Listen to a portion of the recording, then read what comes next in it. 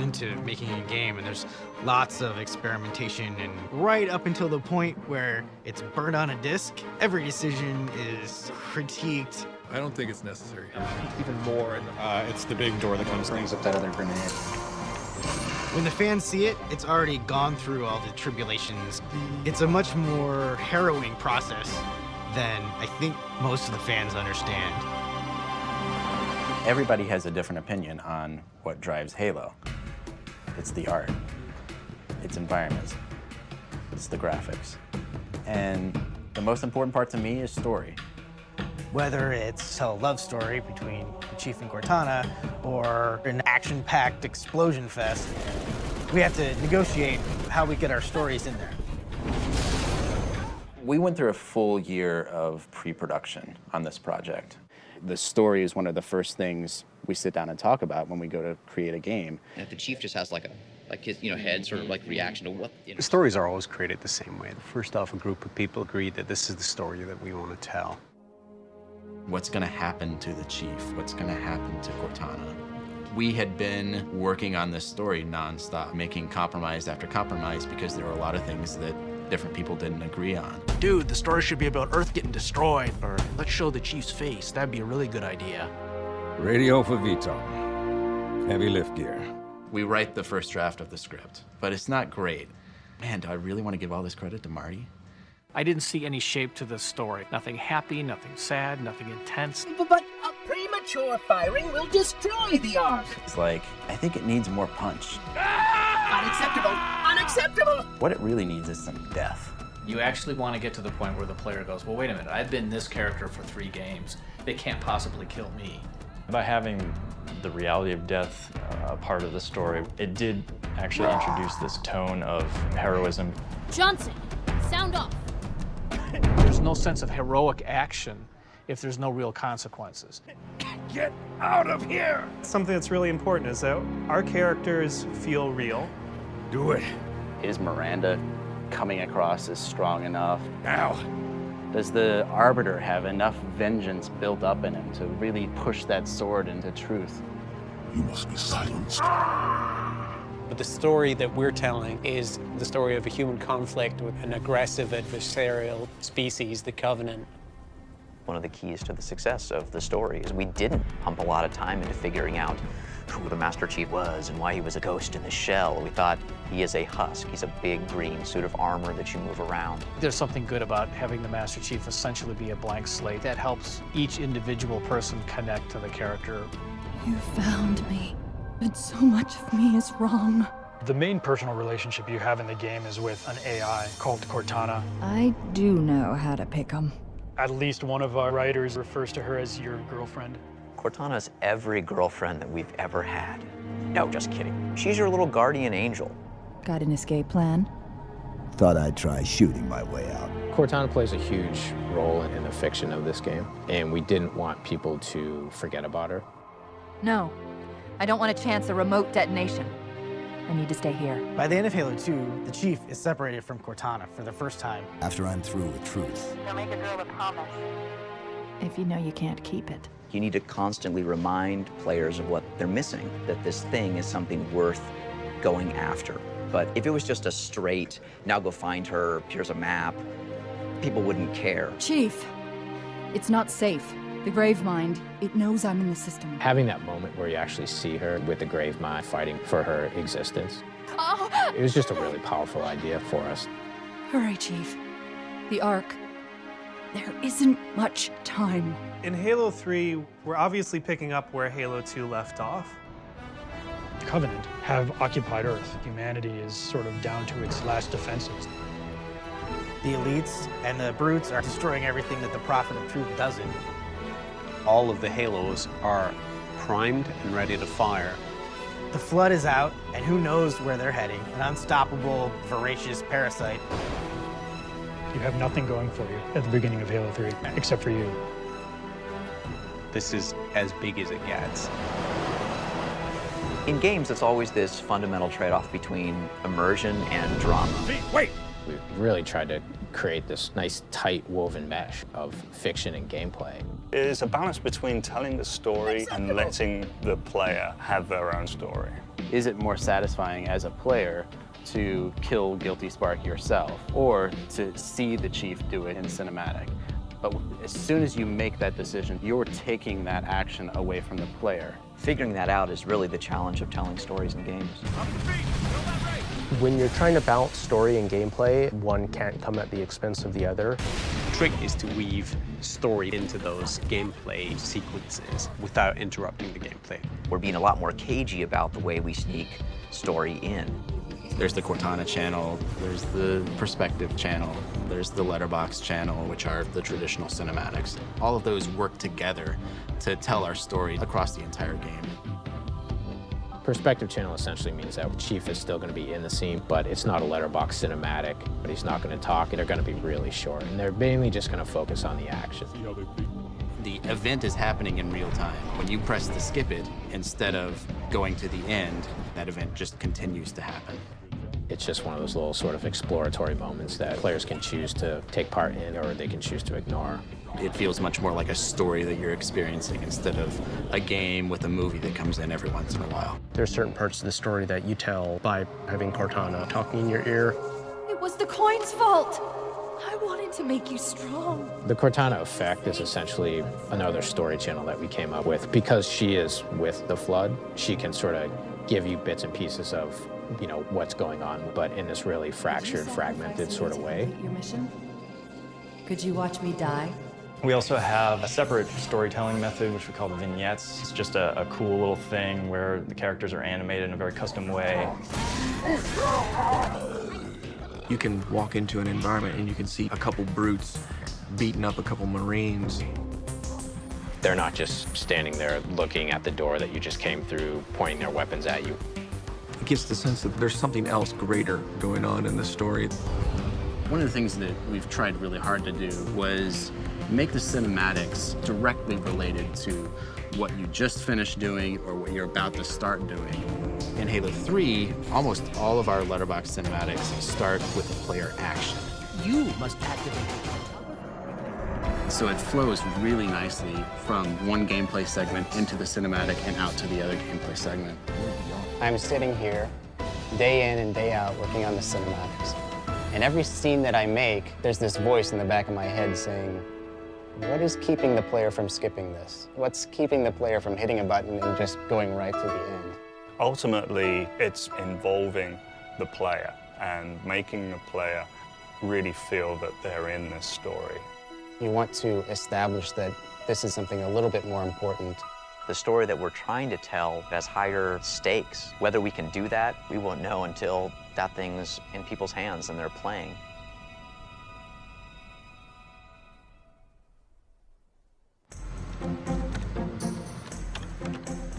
Design is about the dance. I love the dance. It can be a little bit of a fight. It's always a degree of compromise. Someone comes by your desk and says, that's just not quite right. Then things change. You make a cool gun. Things morph. The next thing you know, it's a flamethrower. Things completely get cut. Bungie giveth and it taketh away. The design process is not just driven by the story, and it's not just driven by the gameplay. The development cycle revolves around missions. So at the beginning, when we're concepting missions, you fill it with some sort of challenge. When I first start out a mission, I will try to get a good high-level set of goals of enemies, weapons, and events. The first phase is repulse the Covenant. And then the second phase, we're trying to have it so the player expands their territory that they have and pushes the neutral and the enemy territory back. And then the third part of an encounter is what you might call chopping off the head of that encounter. You're really trying to get to the end of the level. There may be a brute chieftain that you've been working your way towards, or a wraith tank.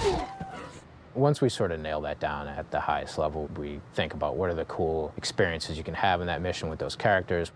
2 guys against the player might be tough, but 2 guys against the player when the player has this weapon is suddenly an easy encounter. So now you can put 4 guys in there. It'd be cool if the Phantom dropped off a sniper jackal. Yeah.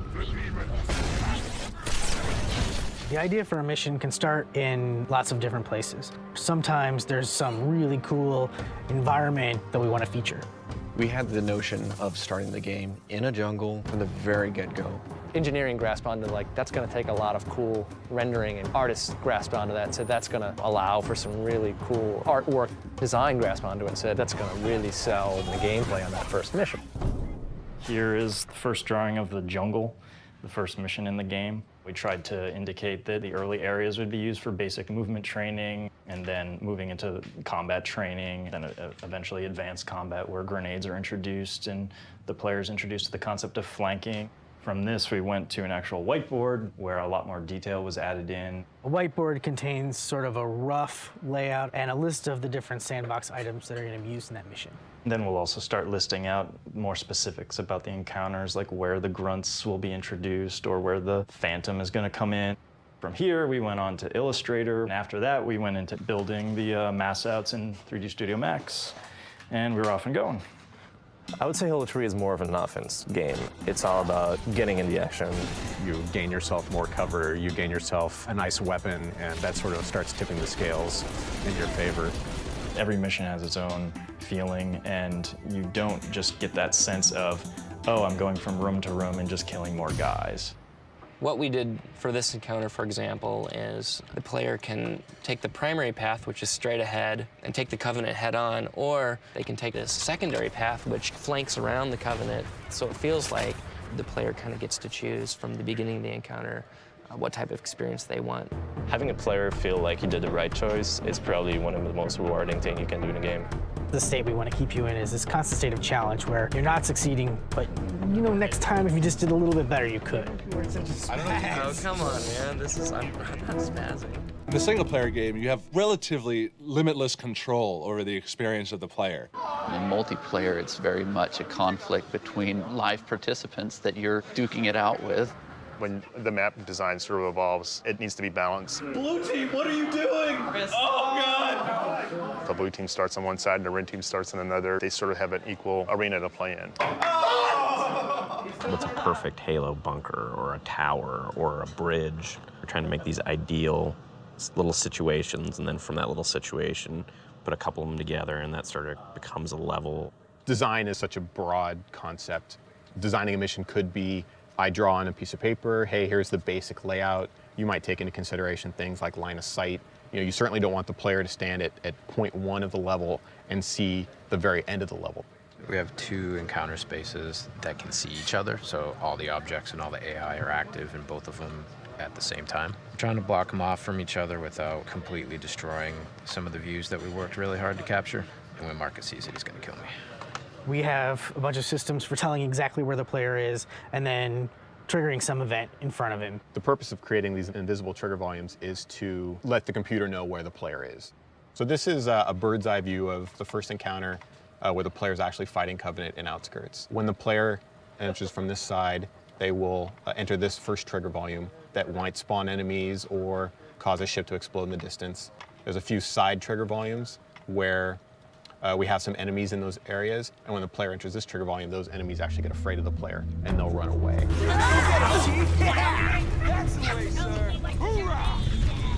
This is how we would make a trigger volume. And let's say, for example, we want some enemies to spawn in this little basin down there. You would place the trigger volume, you can control the scale of it, and you would want to create a nice, clean line that the player can't get around. You know the player is close to the ground, so they can't actually see over the hill, but you wouldn't want them to be able to stand here because they could actually see the enemy spawn, and they'd spawn out of nowhere. So you're always just looking for a line so that the player can't actually see what's happening. The player crosses a bend, they hit the new trigger volume, and that fight ensues. If mission designers are like storytellers, I give them words like Warthog and explosion to tell different stories. The basic design for a weapon needs to be fun to shoot and fun to be shot at. The shotgun is all about close range, surprising people. The sniper rifle is long range. Spartan laser is about taking down vehicles. My favorite weapon is the battle rifle. I'm quite partial to the sticky grenade. And that 3-shot burst just feels really powerful. We create situations in which a weapon is going to be the best thing around.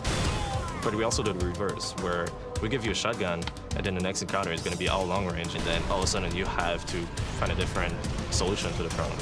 So for multiplayer, it's really sort of trying to get the weapons placed in the right locations on the map. Stay near VIP. How do I get up there? In multiplayer, the players are going to do something that you don't expect. So there's a big difference in how you can react with weapons. You're looking at how you can sort of balance a power weapon on one side of a map versus a different side of a map. This is actually really, really hard to balance out and make fun every time because the placement is random and so is the weaponry.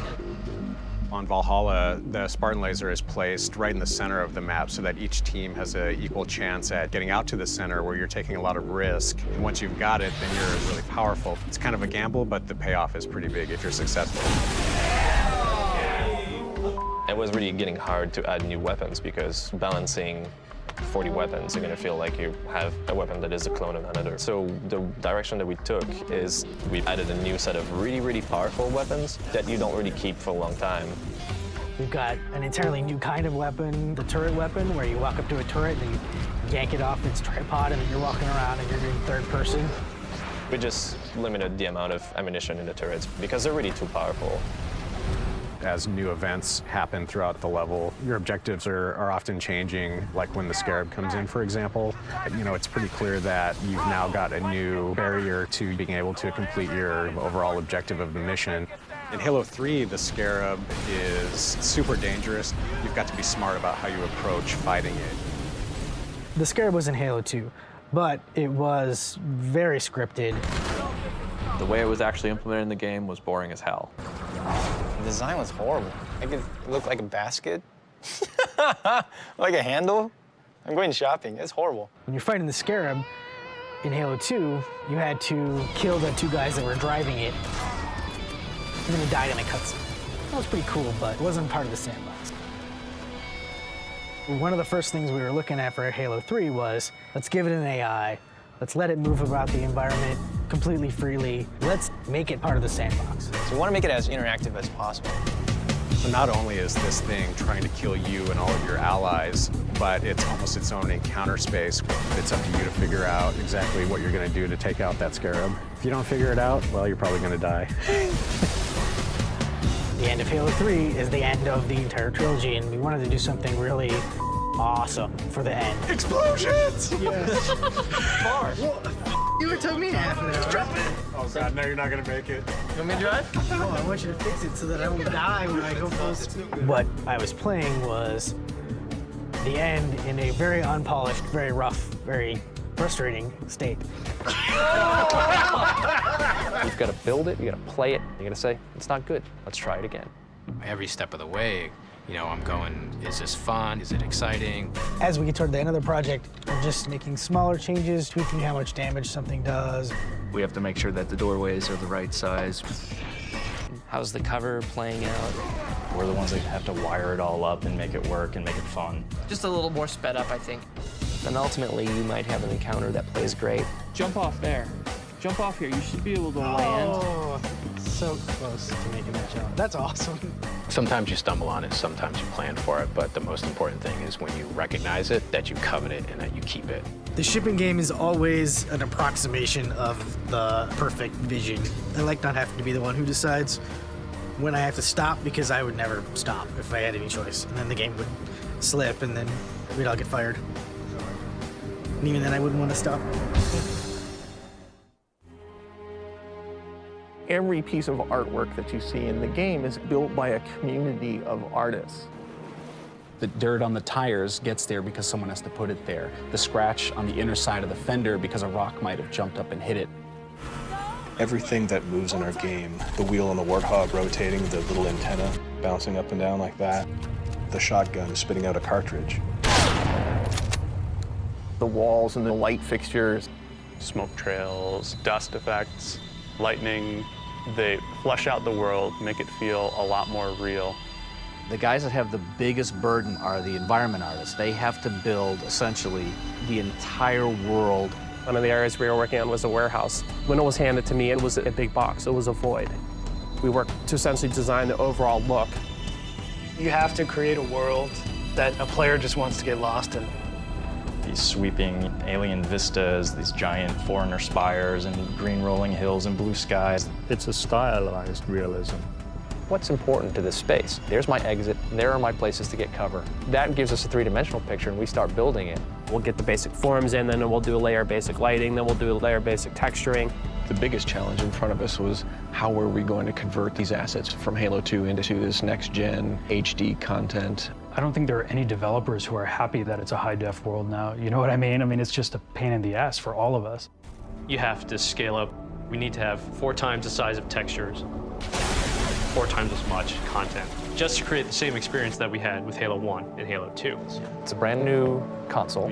What we found was more powerful engine, a lot more work for one artist. Xbox 360, there's screaming for more detail, so we've got to provide it.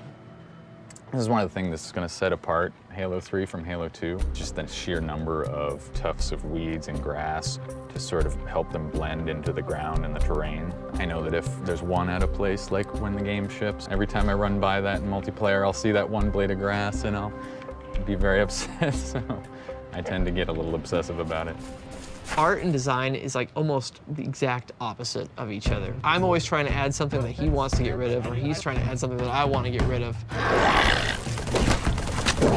First-person shooters are given a lot of bad publicity because this room's filled with crates. We'll give him a beautiful environment, perfectly composed, lit, and then he goes, I'm just gonna put a few crates. Don't worry, just a few. Then you got purple crates, and you got the green crates. And then there's, oh, don't worry.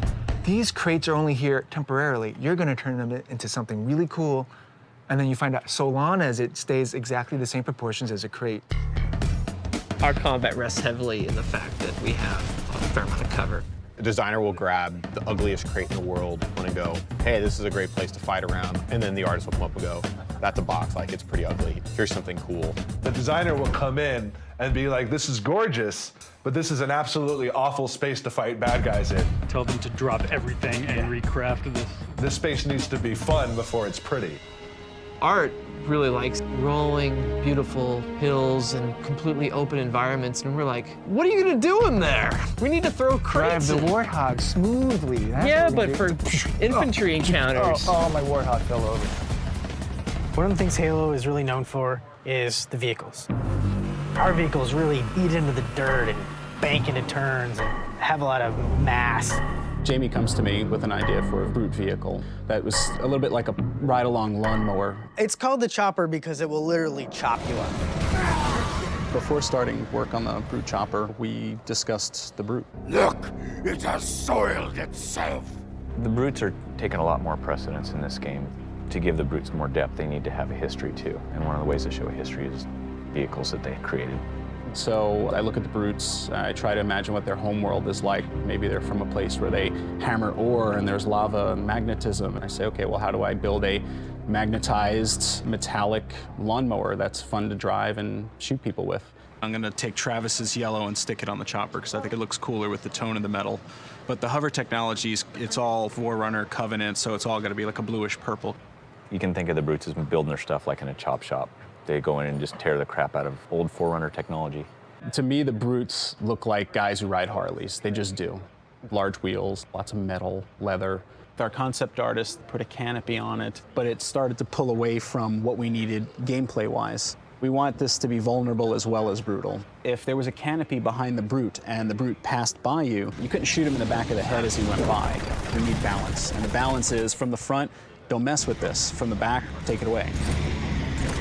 The complement to this is the Prowler that Travis Brady worked on.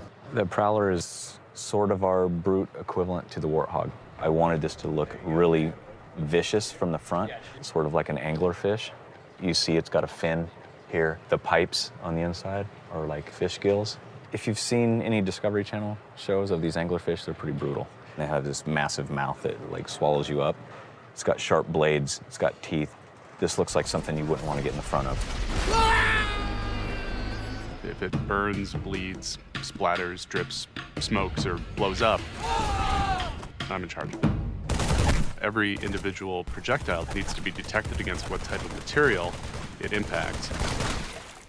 When you shoot, you leave a decal, which is a small bitmap. If you shoot at the same spot enough times, The system has to be smart enough to say, oh, there's already a decal there, don't draw another one.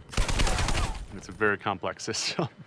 You got more pixels per screen, which means everything takes more time to create. In Halo 1, we only had one bone in the face, and that was the jaw. And so the jaw would just do this. Halo 3, we're looking at some characters that have over 30 bones. So now we can do some pretty full expressions. Oh, come on. Impress me. Stop! Character rigging 101, which is vertex weighting, and that's where you would assign the vertexes on this face mesh to the skeleton. You can grab the face flags and animate them around and get any kind of facial expression you want. Angry emotions on the eyes, slide them up on the mouth. There's something about modeling someone that doesn't exist that never really translates as well as modeling someone who does exist. There's personality in your face that's just hard to invent. That's why we thought using our heads would be a good idea. There's a whole ton of people in the game. Michael Wu, Marcus, Damian. I've got a lot of asymmetry in my face, so I have to move the nose one way, the eyes the other, and make sure your self-esteem is in check when you start modeling your own head. The bread and butter of animation is all about bringing emotion to the game. There's this little unsung rule, the 3-5-7 rule. Design is going to want characters striking other characters to be 3 frames long. So quick, responsive, great for gameplay. In 3 frames, that can be a pose from here to the hit, to back, and then to the neutral again. Animation would like 7 frames, get some more character into it. We could potentially have the character stare the other character down, cock his fist back for the first frame. Second frame, he gets even further. Third frame, he gets even further. And then he starts following through on the consecutive frames until he gets to that 7th frame and hits. 10 minutes later, I'm done with my beautiful expressive melee. That's not a game anymore, it's a movie, unfortunately. Sometimes we have to edit our animations to cater to that, and sometimes we have to edit them a little too much, and it hurts. Artists are fantastic bitchers. Some of us are worse than others. They hate the idea that their art has to be called done. It's never done, never done. You just run out of time. Poor Lee has been doing storyboards for 2.5 years now on the same scenes and reiterating them. Which idea would you like to keep? And I say, I want to keep all of them. And then when I do make a choice, they say, well, we were joking, there was no choice. We're taking all your ideas away. There's this scene that's been my favorite scene right from the beginning, and it's truth is death, right? And the truth is kind of fighting, being floodified. The Arbiter's standing behind him and with his sword, and it comes right out of his chest, and we're looking at the front of truth. As a director, I'm really married to, and I really want this shot to happen, and we might have to sacrifice other things. The artists are always going to take it absolutely as far as they can until some engineer comes over and starts throwing things at them and saying, no, you cannot do that. We're throwing a lot of things at you, multiple characters, multiple vehicles, weapons. More polys, denser textures, more detail in the textures. Making sure that the smoke wisps in just the right way. Artists tend to think broadly outside the box, whereas engineers dream more in black and white. Artists conceive of something that goes far beyond what the possibilities are and then strive for that and see how close they can get. It's all about trying to cram as much stuff in as he can. Every now and then, it'll catch my eye still. Wow, I can't believe we were able to pull that off. Games are nothing without suspension of disbelief, of you losing yourself in that environment. They're creating fantasy world, but even fantasy world has some resemblance to real world. If water looks like water and rocks look like rocks and explosions look like explosions, then you are engaged in the plot at a much more visceral level. The way that the engineers and the artists work together is one of my favorite things about Bungie. You've got these insanely brilliant mathematical types that are really passionate about this new technology. There have been a lot of ideas that have started from the engineering side, where an engineer said, hey, there's this technology I know how to use, or there's this thing I think I can do. He definitely had a long-term vision about the graphics system. You know, he had some fundamental ideas early on that he thought were going to be really important. Halo 2 had a water system that looks really good, but it has a lot of limitations. It's pretty convincing from a high angle, but when you're at eye level, the effects breaks down. We were not actually rendering water as geometry. In the beginning, we'll have to do a little bit of selling. We have to say, hey, look at this cool water. It's going to be awesome. We're going to do weather, we're going to do water. And the artist then gets extremely excited. The Halo 3 is based on a new platform of Xbox. So in the new generation, we make the water surface animated. You can interact with it, you can throw things in the water, and it creates ripples, and it looks great. Probably the most fun thing about the water is that the bodies float in it. So you can shoot people and watch them float downstream. When we first began our endeavor with building interactive water for Halo 3, we had given examples of small pools of water, little streams, rivers, and that kind of thing. We just freshly deliver the water, and then the water happened to have ocean waves on it. What it turned out that we needed a lot more of was small creeks, babbling brooks, or rushing rivers. Water's pretty tricky. My first attempt yesterday was pretty bad. I think it's cool. You think it's cool? Yeah. Well, then you can tell Marcus you think it's cool. Marcus is complaining about it. Ocean waves in a stream? Nah, it doesn't work at all. You want every creation you make to be beautiful, but with limited budgets, it's hard. If you're trying to integrate some cool things into the game engine, you have a pretty limited budget. You have to be really strategic with how you plan your assets that way. So she will create a version of the water tool, and then we'll try it. There'll be some things that we want to use differently from an artistic perspective, and so we give them feedback. Our water shader is pretty highly customizable. The artist can change the murkiness, and you also can change the color of the water. You can change the transparency and sharpness of the wave.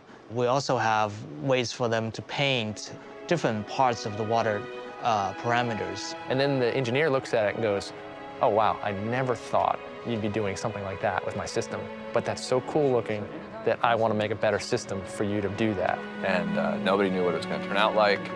And then when it came time for the beta, which is when it really came together, it was awesome. Pretty soon that you will see water shows up in every level. So basically means if you have something cool, they'll actually go out of their ways, making sure that the technology gets used in the right way.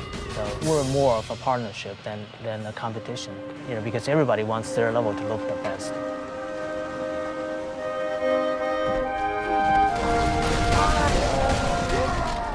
Halo, right from the start, has always been a game about shooting people and having them die. Every different type of gameplay interaction you need in Halo needs to be implemented specifically in the damage system. Damage is kind of one of the base layers of communication between all of our objects in the game. The damage system keeps track of all of the interactions where some input is damaging some object in the world. So one thing that all the objects in the Halo world have is a bounding sphere, which is a simple representation by which we can intersect two objects.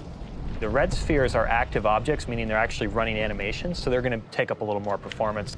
The blue spheres are things that aren't running animations but are updating, and then the yellow spheres are things that are completely inactive, and so they're passed over very quickly when the game's processing. So the bounding spheres are just a coarse way of figuring out what we're going to hit. To go further, you actually need to look at their collision models. This is a set of this green geometry. When we shoot this object here, it's on that green geometry that we spawn all the sparks, and it's what the projectiles actually hit. Through the damage system, we're actually permuting different parts of the object into more destroyed states. So you can see the tires coming off, you can see the chassis changing to more destroyed states. You take a look at a vehicle like the Warthog, and it's tremendously complicated to set that up. Fully loaded with a bunch of guys riding in it. That Warthog is made up of probably about 11 different objects. So when that Warthog is smoking, it's taking a lot of damage, and finally a rocket comes in, and we detect, okay, the rocket has finally struck the Warthog. What needs to happen? We look at all the different damage sections on the Warthog for hubcaps and tires and things like that. If any of them were particularly near the epicenter of the blast, then we're going to detach them and blow them off and accelerate them away. You just have this cloud of expanding objects that's now going to go flying through the air. When you sort of trace it through the game, actually realize that the object system says, oh, well, you're actually going to destroy the vehicle that these guys are in. I need to eject them from the vehicle. Physics says, oh, well, these guys are dead. I'm going to start ragdolling them. AI is, making the guy scream, oh my God, we've just been killed. Since the damage being passed from one object to another is the thing that makes these cascading relationships happen. The relationship between the AI programmers and the mission designers is one of the key communication lines at Bungie. I think the interaction between design and engineering is that design asks for the sky and engineering delivers the earth. Because we're engineers, we are like really into doing things physically correct. In a lot of ways, what rules everything is the simulation and sort of the coherence of the sandbox. The sandbox is all of the characters, weapons, and vehicles in the game, and how they interact with each other through damage and AI and the player control. All of the entities that are running around this world have their own rules for how they move. Everything reacts according to the laws of gravity. Things collide and they bounce off each other. Jamie's just got tons and tons of different sort of knobs and dials when it comes to physics that he can tweak that can have dramatic changes on how the Warthog drives around in the environment. The green rectangles are relative velocity, so that's how the tires know how much they're already slipping. How much friction do you have when you're sliding? You know, what happens when you land nose down on a jump? Can you save it? The maximum speed that the Warthog can actually go at is a result of all kinds of really complicated sort of system interactions.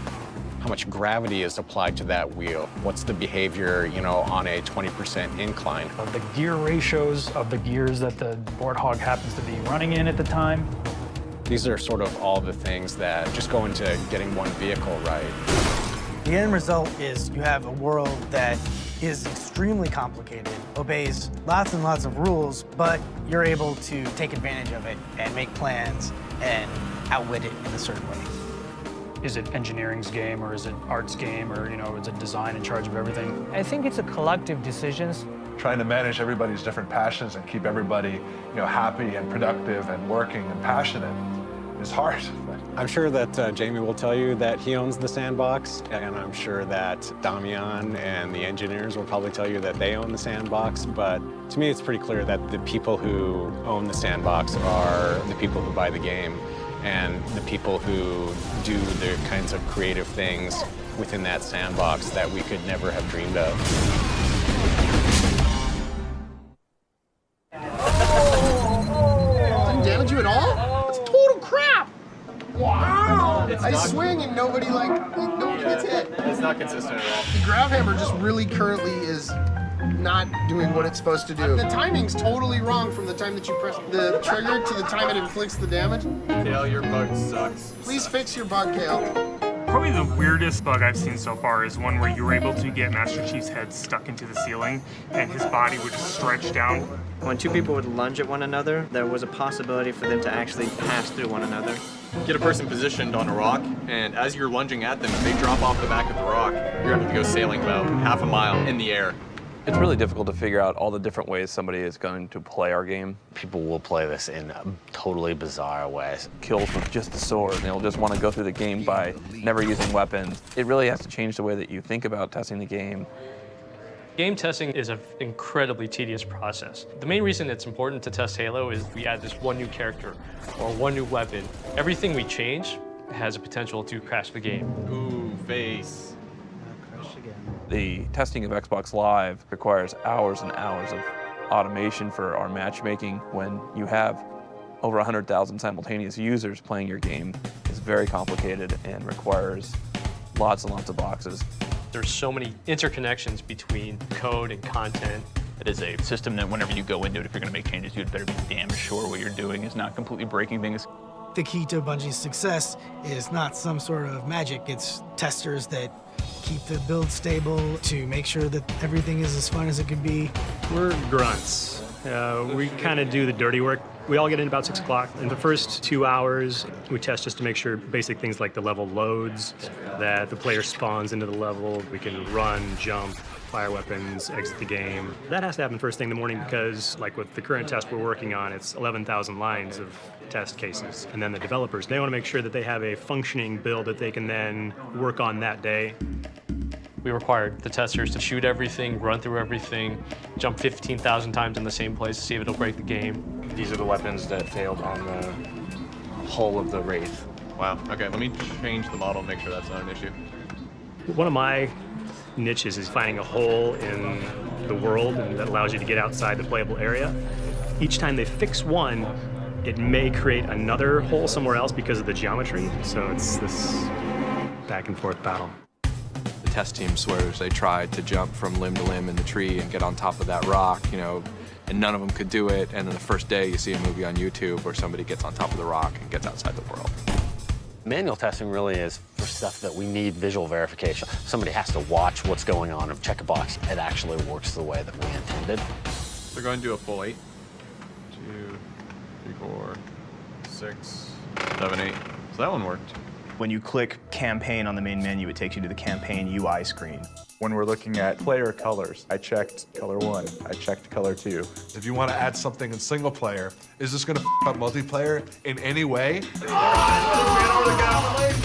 The difference between multiplayer testing and single player testing is that in multiplayer, you've got a lot more variables that can be going on you can't control. You can have up to 16 machines in the same game, and there's going to be different network latency and lag. A lot of times it's just a mistake where they'll transpose a number or leave a decimal point off. One machine may think that one person's over here, and the other machine may think that the person is over there. But all of a sudden, that bullet that should have struck you in your left earlobe, it actually grazes right by, and now the whole world is skewed and you've gone out of sync. What? We had a crash. We have designers who take a weapon like the shotgun or the sword and they get it to work perfectly on a single box. But then you put it in 2 boxes that are separated. One guy's playing in Maryland and one guy's playing in LA. And then all of a sudden, the designer goes, what the hell happened? This weapon's terrible. It doesn't work at all. I'm going to invite the Japanese guys to our game now. Eigo hanashimasu ka? Ganbarimashou. What does it feel like to play US to Japan? Because none of us have done it yet. And Luke wrote all the networking code, so. Anytime you change one line of code, it absolutely can end up in ways you wouldn't expect. Every time you add a new kind of weapon, adding that sort of complexity can up other weapons. They're seeing pings of in the 200s. Changing a value on a weapon could break the way it reloads. Speeding the Warthog up by just a mile an hour at top speed could mean every time you go off a jump of over 5 meters, you die. If you don't test that jump, as soon as you ship the game, the world is screaming because they're dying every time you take the jump. The way Bungie tests involves everyone. The artist is testing by running the game and adding new textures to it.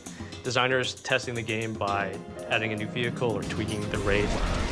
Marty, C. Paul, and Jay are testing the game by tweaking audio. It's people sitting at their desk doing work, testing for a game. The emphasis on test definitely comes from the top. The studio manager for Bungie right now is Harold Ryan, who was the test manager for Halo 1 and Halo 2. You can never test enough. We have a dedicated test team in the studio that works on the project from the first day we start on it. Here, it's a much more methodical, professional approach to testing. A lot of times you'll find the testers know some of the systems better than the engineers do. Harold understands exactly what tests can do, and he has high expectations. Jamie is definitely a Padawan test manager. He has not yet earned his stripes. Love my job. Yay, are you hiring? For the lifetime of Halo 3, we have like 30,000 bugs in the database, of which 27,000 of them are fixed, but still we have 3,000 bugs that are active in the database while we're adding hundreds of bugs per day from the test team, and it's only gonna go up. It takes about 3 years of testing to test a game, about 20 days of which the game's actually tested outside of Bungie's building. Microsoft has a group of people devoted to doing user research. It's called usability testing. We actually run one participant at a time. Now it's time to get out of here. Ooh, I think he's got me. It's all about getting inside the player's head. The whole user research team is a bunch of PhDs in psychology that sort of map out people's experience. We're looking at how the user feels about this level or that level of that vehicle. I like how smart these things are. It doesn't do the same thing over and over again. There's a completely different experience for a designer actually watching other people play the game. I think I need to go in that cave. Okay.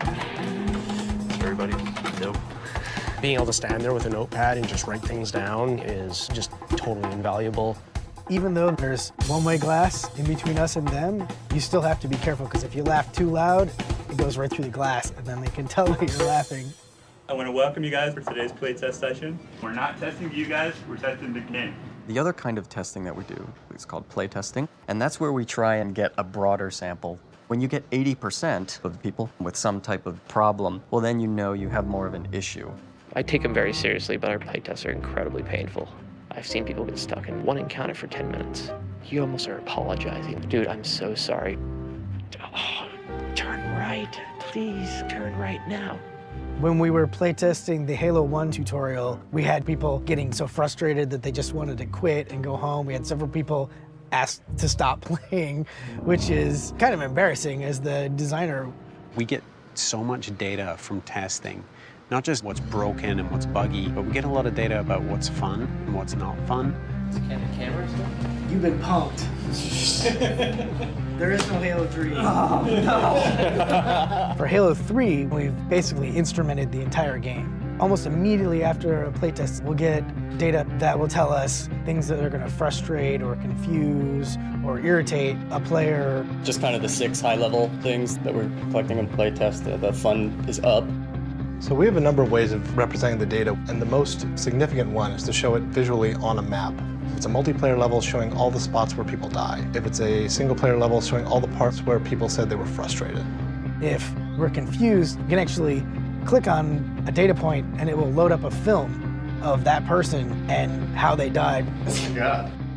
You want to maximize the amount of time that the player's having fun. It's really a difficult thing to do, to make it okay that you die a couple times, but not too many times. We do a lot of playtests to make sure that everybody else is having fun, but really I only know that it's fun when I'm having fun. As you're closing a game out, you go through the difficult process of having to decide what things you want to fix that we call triage. Every time you fix a bug, you have the potential to create many more bugs. Triage, or Joe calls it blood-sucking vampire whore. It's like taking a hammer and hammering nails through your... Never mind. Films are not displaying the multiplayer flashing name when using a headset. Mislabeled territories on Valhalla. This is insane. We just gotta power through it because it takes forever. We've already been up here an hour and a half and we just want to finish. And it makes us all good friends too. We always leave these meetings wanting to kill each other.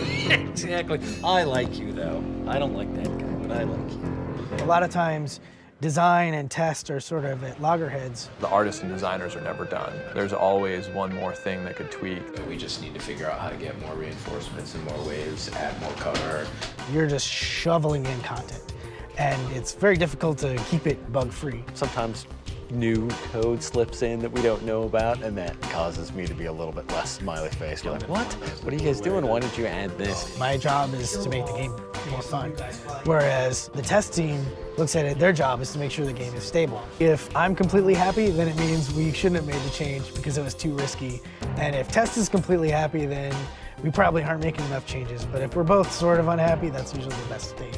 If the developer guys didn't put bugs in, we wouldn't have jobs. But luckily enough, the dev guys put a couple bugs in there, and I feel like I have the best job security of the bunch. Once again, we take a lot of effort to make sure the game is stable, that the game is fun, and that at least 90% of the people out there, they'll have a good time playing it. There are a couple of crashes that we won't be able to figure out that we'll blame on solar flares or space aliens. As long as the game doesn't set your house on fire, all the imperfections, I'm perfectly fine with it going out the door. You never want to let it go. You always want to iterate on it. But if we really believe it's not ready to go out the door, it won't go out the door. I know you. Your past. Your future.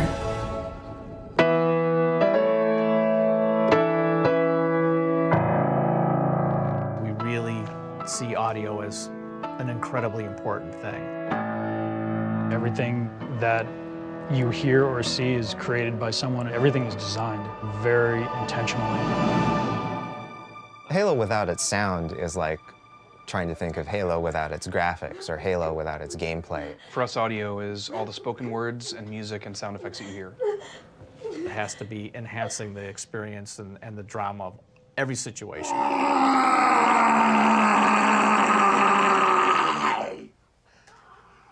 Destroy them, brothers! You know, if you trick all your senses enough, you're really immersed into it. Then you're not just playing a game, you're playing an experience. Audio design. They're always at the end of the pipeline. I build all the different sounds, the rolling sound, and the grinding sound. have objects flying around, the bullet impact sounds, shell casings falling, and the hit sounds. But it'll also generate something based on the surface that it lands on as well. Level of detail is trying to make the sound realistic for the distance of where you're hearing the sound from. When you hear it from across the map, it's going to have much more of kind of a distant, muted crack to it than something than a big, beefy gunfire being fired next to me. It really sounds realistic. Sounds like the newsreels. We decided, because he didn't want like just regular old gun foley for this brute spike rifle here. So we got these two kind of heavy metal pieces, a clamp and a military utility axe. And kind of whacked them together to make all the reload and ready sounds and stuff for this spike rifle.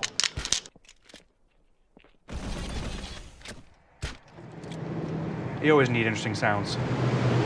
I will hear sounds out in public or out in nature or whatever that just other people just don't even notice. It washes right over them. About a year and a half ago, I was down in Ixtapa, Mexico. I swear these people sitting on the beach just thought I was insane because I had a pair of headphones on, got a stereo mic in my hand. I'm just running up and down the water, trying to get as much different water footstep sounds as possible. Most of what we do is take all these different elements, mix it together until it sounds awesome. I just start listening like a chef cooking in a kitchen. You have all these ingredients, you start throwing some stuff in, and say, maybe this spice will be good. Rob didn't just bang on a wok, he beat the living snot out of it. Ended up getting used as the Warthog hubcap.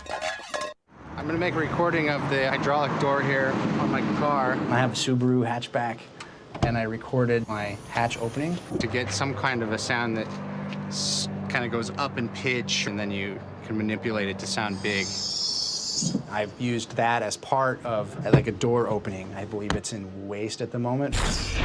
This is our trusty audio editor. All right, if I want it to be bigger, I can drop it down an octave or something.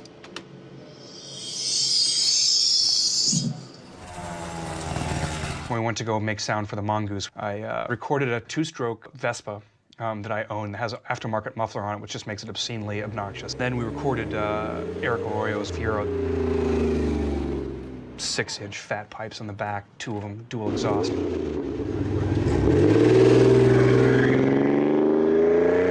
And as I jump in it, you can hear the growl of the two-stroke. Then you got this really growly, 4-stroke, huge sounding exhaust. And now it's the mixture of both of them.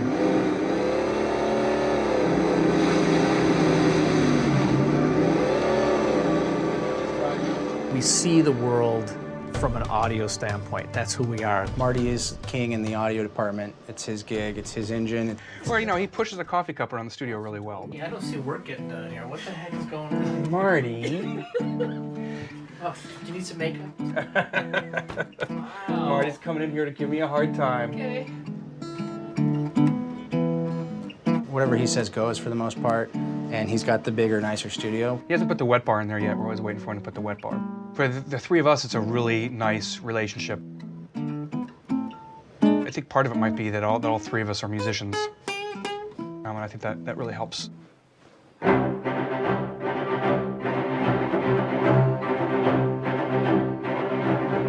I take music really, really seriously. I think music is a gift, and I don't take it lightly.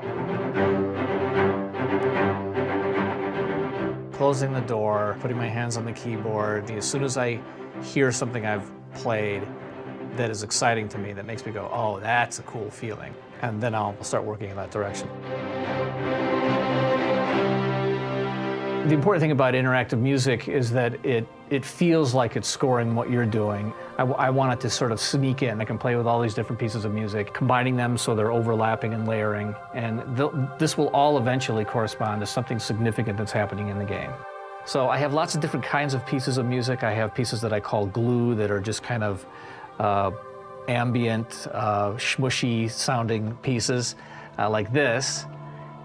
And then if I hit play on this next piece, it would correspond to a stinger, a little shaker sound. Then we can trigger a percussive piece. And then in the percussive piece, I can say, play an alt version, which means it's going to start to get a little bit more active.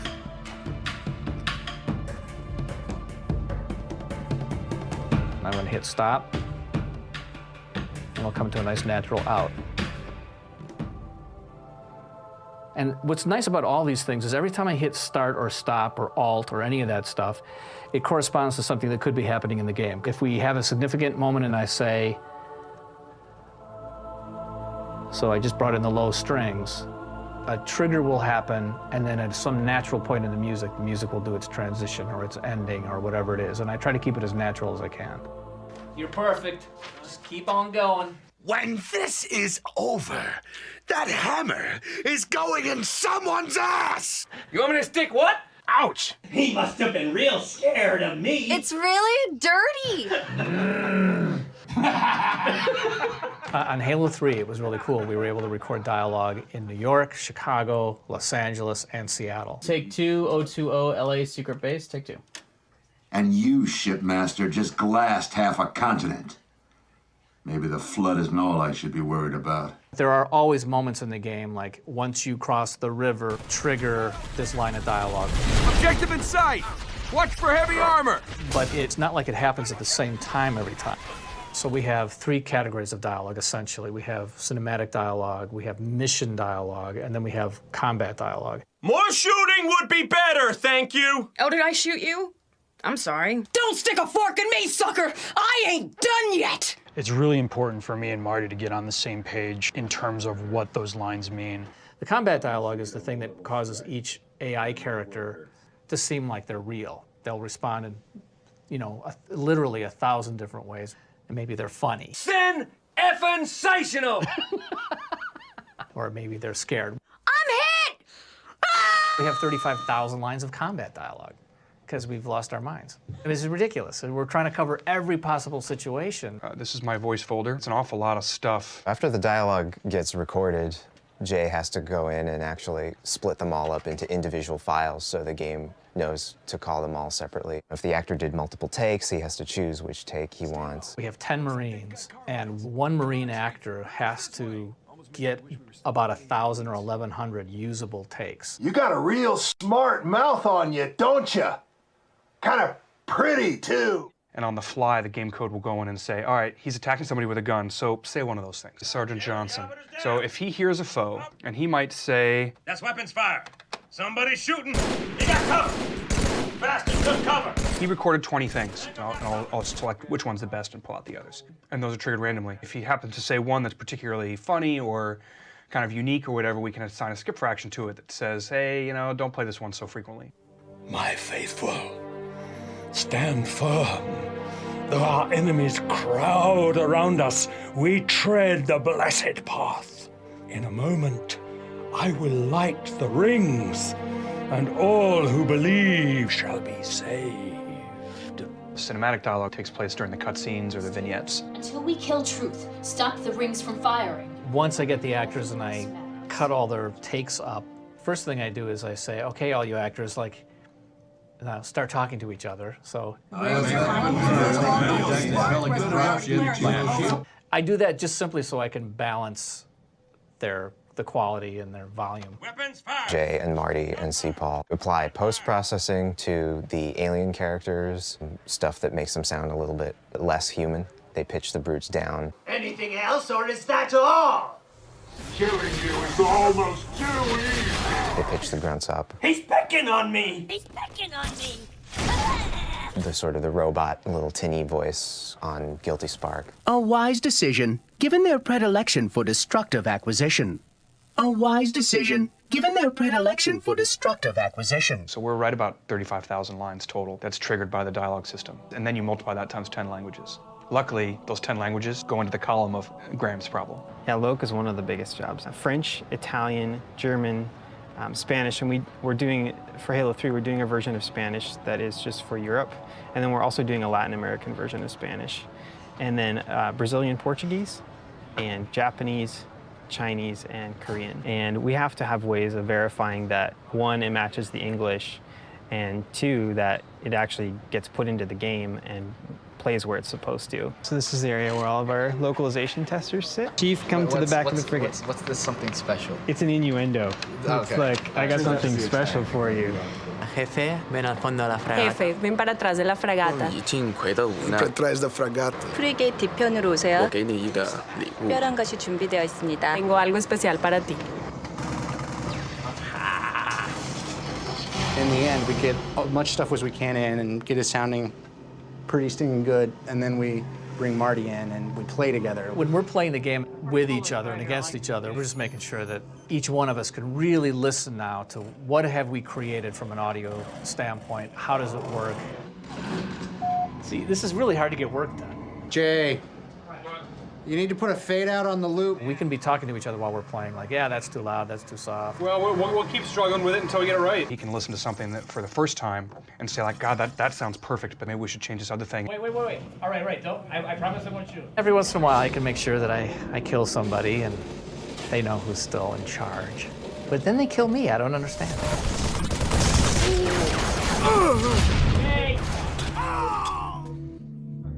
The final mix is where lots of stuff finally comes together, and that's when we're really testing to see if the AI that's in the game is really making the right decisions. There's thousands of sounds that could potentially play. It has to all mix together. Which for us is all about variation. You have 10 footstep sounds instead of one footstep sound that you hear over and over again, because that's annoying. The engine randomly chooses. We actually try to hook things up in as small pieces as possible because it's the interaction of all those pieces that makes real life. It's like having a mixer in a box, and the audio engineer is sitting inside the Xbox and is going, oh, let's do this and that and the other thing, and mixing the volumes of the game on the fly as you go. If a grenade goes off right next to you at the same time that a guy right next to you is talking, the audio system is making the decision about how loud to make one versus the other. It's a very, very complicated system. We actually turn down all these different sound categories, different percentages. You want it louder, though. There's this smart mixer that's mixing the audio, and we just make sure that he's always making the right decisions.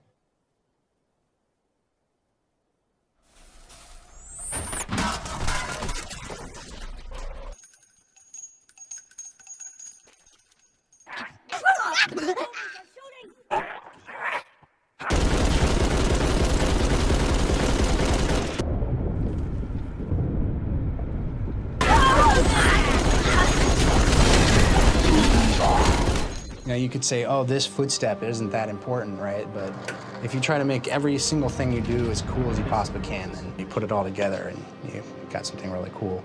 Dialogue and Foley and music and the cinematics and the ambience and the level and the sound of the characters running around. I mean, all this stuff comes and adds up to, to make a total audio experience that hopefully is really satisfying for the player. When they look back on their experience, they should feel like their experience was scored, but they should never be aware of what they did to cause it to be scored.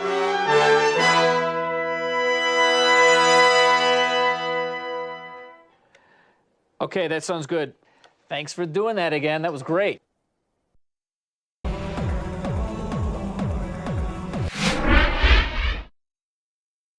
Hello, my name is Chris Butcher, and I'm an engineering lead here at Bungie Studios.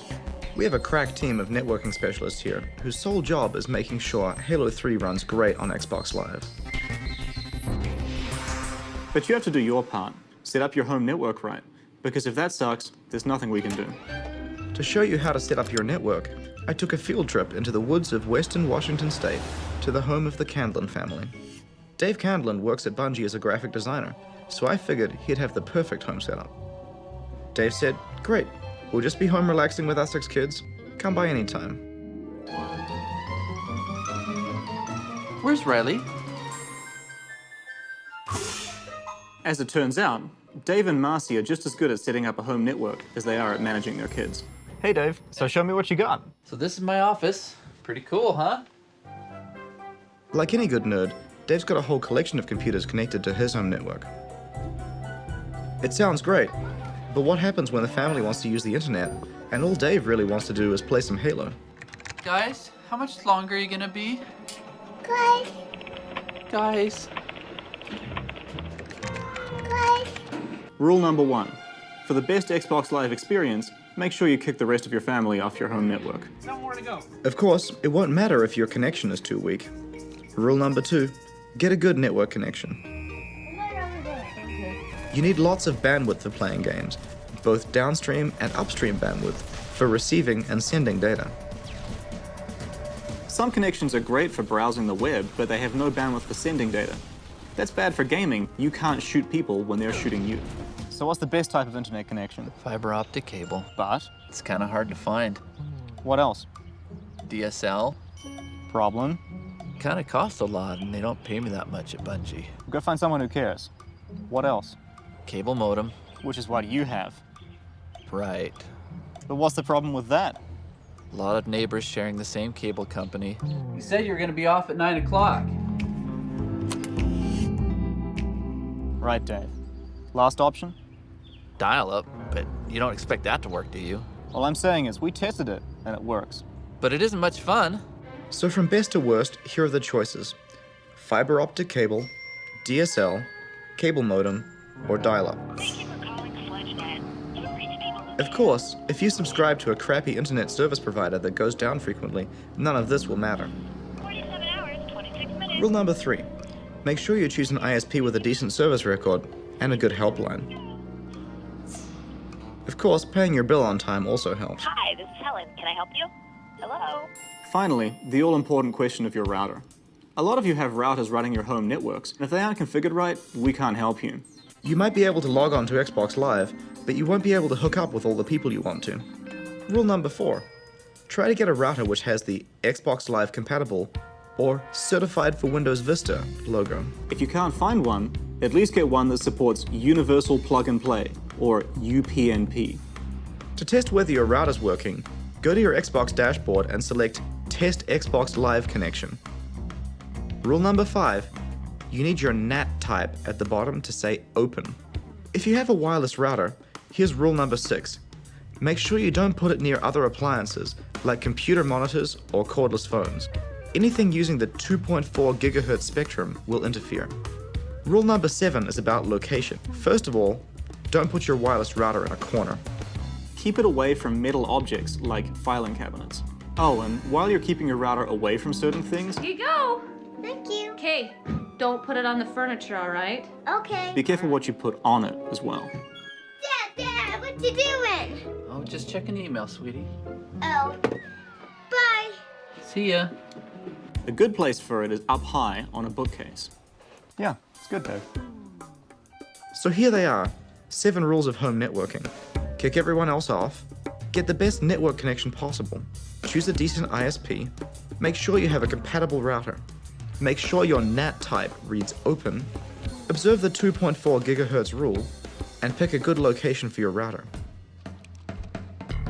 If you follow all these rules, you'll have so much fun, you'll be coming up with new and creative ways to spend more time with your Xbox. And you'll also be able to have an awesome time playing Halo 3 online with your family. What? No, just Dave. Keep it here. Just try not to have too much fun. I said no more fighting. Thanks, Dave, for showing us how not to set up your home network. No worries, Chris. I could have sworn Dave said he had 6 kids. No animals or Candlin family members were harmed in the making of this video segment, although a few egos were bruised. Do not attempt to make a sophisticated high-end instructional video like this at home. The warnings and advice contained in this video are intended solely for the purpose of helping Halo fans to set up their home network. If you still don't have any fun at Halo 3, it's your own damn fault. If on the other hand you become totally and permanently addicted and suddenly find yourself without job, car, home, wife, kids, or any life whatsoever outside the Halo universe, that's pretty much what we intended. Don't accept candy from strangers, don't run with scissors, and don't forget to finish the fight.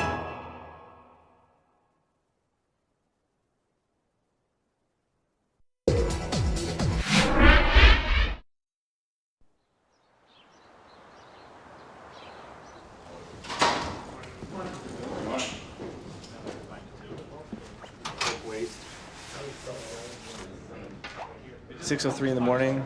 We're the forearm team. Did you write the bug? Closing on bug number 25,000. I'd say we'd probably get it today. It's just a stream of bugs. This morning I was up at 4 assigning bugs too. It never ends. 24/7. There's always someone here. I usually get in between 6:30 and 7 and leave after, 7 or 8. Time goes by pretty quick. I think it's about 7 o'clock. I get a free breakfast when I show up early enough. There's a lot of food consumed in this building. I would be really frightened to count the number of calories. The day at Bungie starts with the obligatory run through security. And you have like 3 seconds to get to the door and actually open it before it relocks. The warehouse. Over there's the multiplayer engineering pod. Where our genius, wildly talented programmers sit and make problems for artists, typically. Maybe not Luke Timmons. And all along the far back wall, we have environment art. Hey, Marcus, how would you describe this pod? This particular pod? Command Central.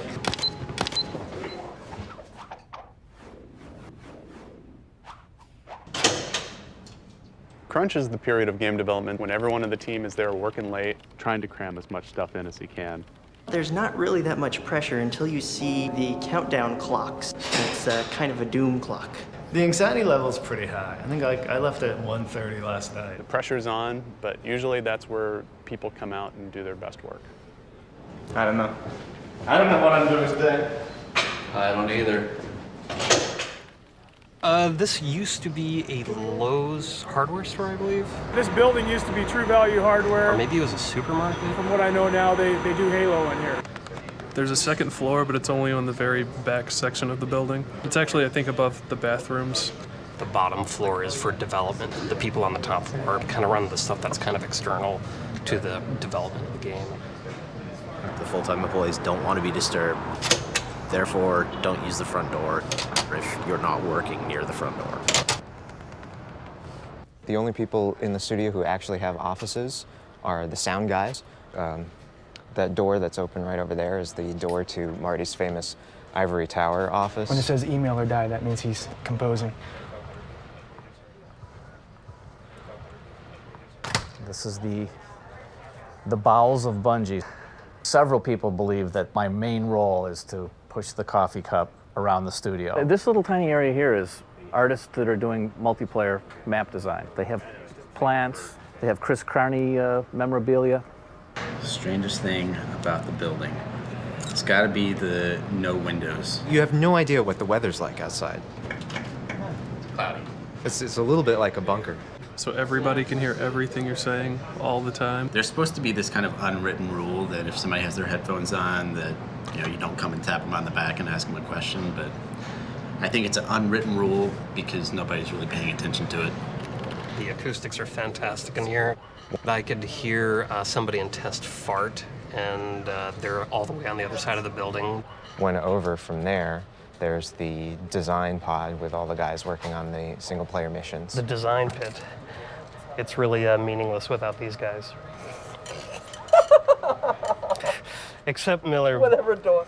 It's actually kind of tough to tell what time it is. Don't they do that in jails? They don't put clocks anywhere? It's the building that just has this sort of casino-like atmosphere. Las Vegas. They make you walk past all these aisles so you could go to a computer and maybe sit down and do some work. Good morning. Sucked. Number 69 is lemongrass chicken. For Sean. Figure out who gets what. It happens every crunch. 8, 10, 12 weeks, you haven't had a meal at home. We can't live off of McDonald's every day. We started doing this because we were doing Crunch, and we're like, yeah, everybody starts eating the free food. He's the reason why we have the weigh-in. He was a biscuit away. Estimated body fat, and estimated lean body weight. I haven't weighed myself for years. Yeah, that's all Or do you go to the bathroom, to me. take a massive dump, you're like, this will compensate. Sometimes that saves 2 pounds, who knows? People in the neighborhood that's just looky-loos, want to know what's going on. Occasionally they walk by and they open the door and they can see this figure here. And it just looks like a place they want to see what's inside, you know?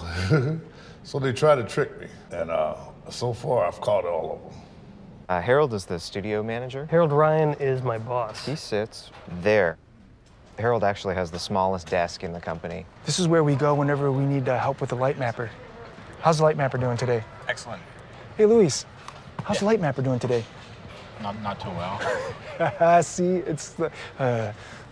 This is sort of the central pod of test right here. There's Jamie Evans, our test lead, hard at work, as usual. Hey, rumor has it there's a tester here with a tattoo. Yeah? Can we see it? Exciting, wasn't it? I think I can count the number of women that work on Bungie on one hand. There's women here? There's a few, yeah, 1, 2, 3. The interesting thing about our fax machine is it doesn't actually receive faxes. So it's just kind of this little quirky thing in the system that is just insanely inefficient. There's 3 bathrooms. 2 here, and then there's 1 up at the front, which is sort of for guests, and it's in the safe zone. And then there's 1 upstairs that they just put in. 1 out of every 3 times I go to the bathroom, I actually have to wait in line. 1 bathroom for 200 guys. 2 or 3 stalls for the guys, and I don't know how many stalls. How many stalls are there for the girls? There's equal number. Really? How do you know that? Another for 3 women. And I've spent my entire life waiting in lines. How crazy is that? Have you been outside when people are dropping the deuce? No. Like we hacky sack outside, and you can smell every scent. It's like this huge gust of. I'm not kidding you. You can't get on your skin. Feel that. Feel that. No, I'm not touching that. Just like I'm not going to touch your hacky sack from now on. When you're really in the thick of the crunch, you start having dreams about work. You're in here for 20 hours a day, and you're not seeing your family. And those are the things, I think, that give you the battle scars. Okay, so that's Damiani's. 11 hours, either free breakfast or free dinner, but not both. There's actually a false floor. There's all the network cables that run underneath that. How many miles of wire in the building? Millions of miles of network cables. So 175 ports times 12 cables each. That's probably too high. Divided by 5280 for miles. That's 49.7 miles of cable. It's 50 miles. Moving all of the testers from over there to over here so that we're next to Jamie. That's right. Everybody closer, better communication. It's Jamie's master plan. We're like an organic... Yes, we really seaweed. Some of the people that come in tomorrow, they're going to be in for a pretty big surprise. Those guys kind of knew that they were moving. This guy, I don't think knew. We're a floating island of manness. I don't know what it's like actually under the false floor. They say that people who crunched a little too hard, you might find some of them down there.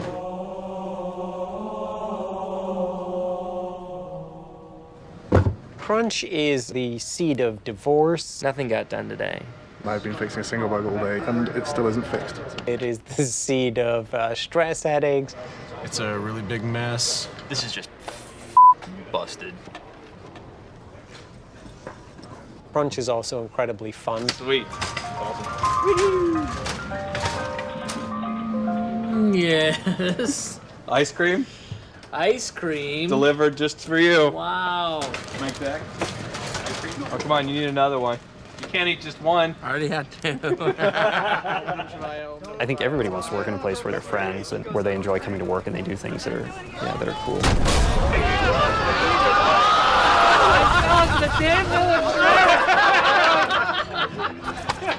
Oh, it's only 10:30. Wait till midnight or so. That's when it gets nuts. This is what matters, guys. Yes, there's a lot of playing around, but this is what matters. Today, this is today, and this is content complete. This was from a housewarming party for Mike Zach. Dave wore these green underwear. I ended up with them at the end of the party. Washed them, of course, and then brought them back. Hey, Kiss, how you doing today? Hey, good evening, sir.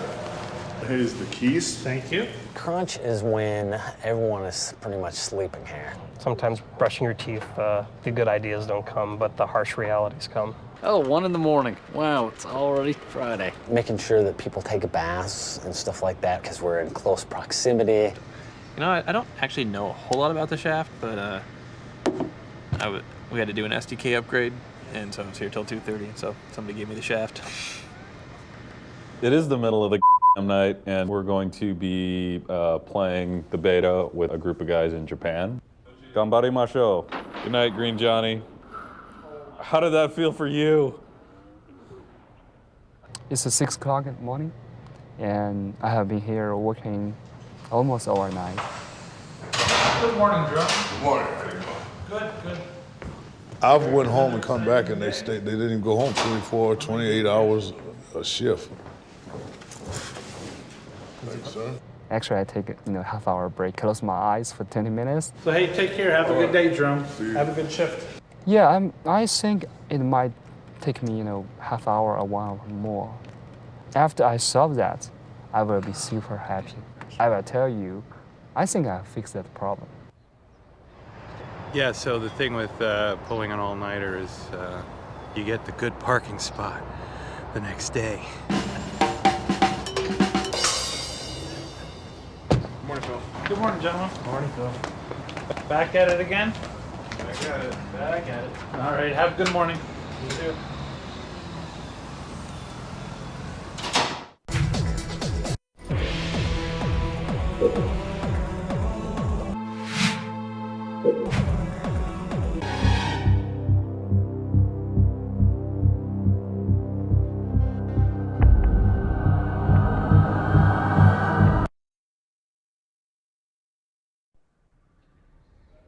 Listen up, recruit.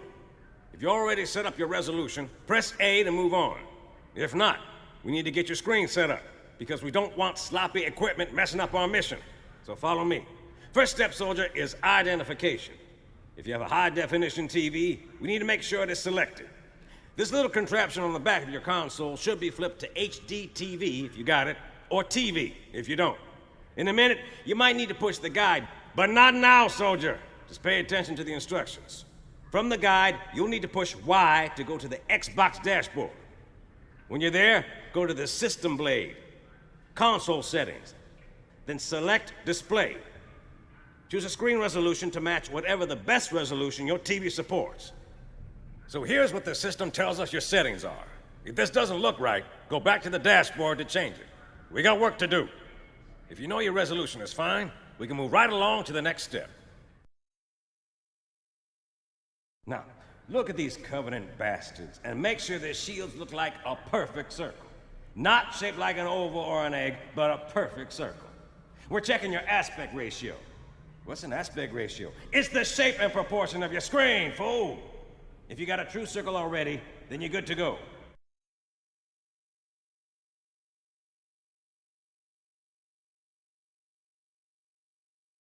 Now that your resolution is set, you need to grab the remote for your display and find the picture controls.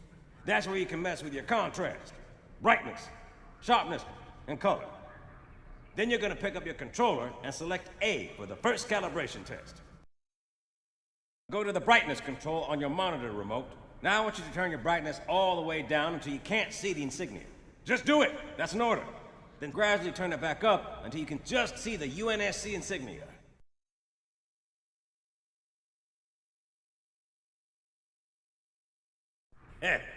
We had to scare these grunts pretty bad so we can complete this next test. Grab your remote again and look for your set's contrast. Turn the contrast up so you can't see the grunts. And don't leave this up for any length of time or it could damage your display. Now gradually turn down the contrast till they just reappear.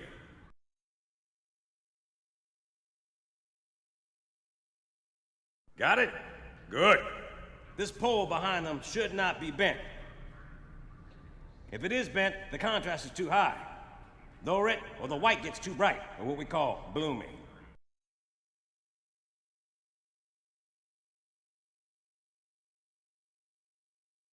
All good.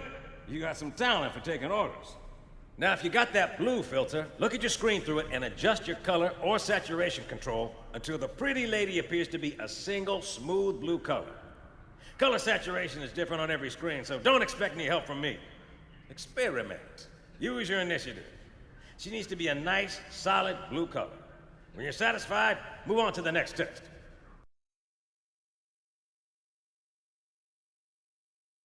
She still needs a bit more work to get her looking her best. Now use that same filter and adjust the tint control until she looks her smooth, blue, absolute best.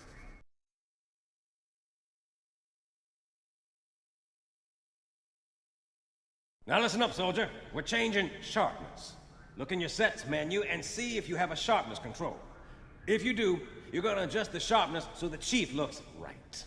You wanna make sure the edges of his armor are clean and crisp, not gritty and fuzzy. Get a move on.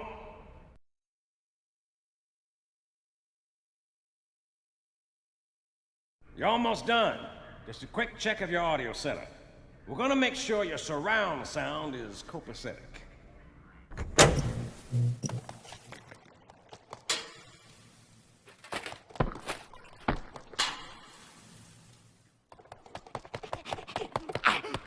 Welcome to the DVD surround sound test.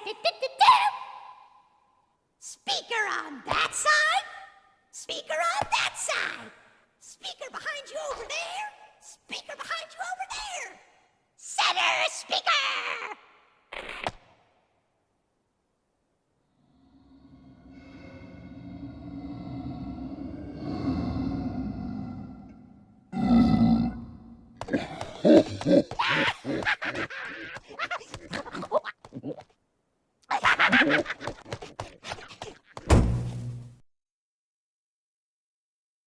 Ain't it glorious?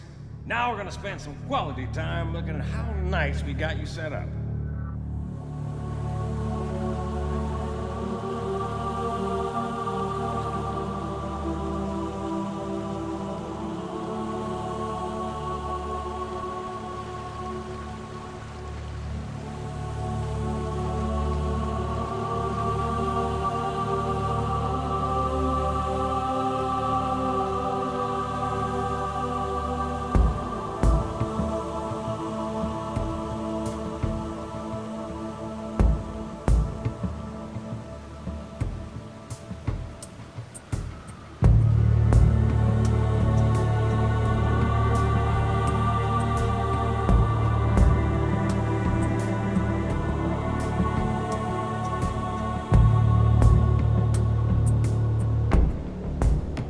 Now get back to the war, soldier!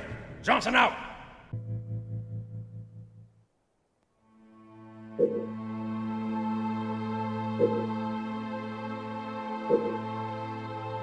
Thank you.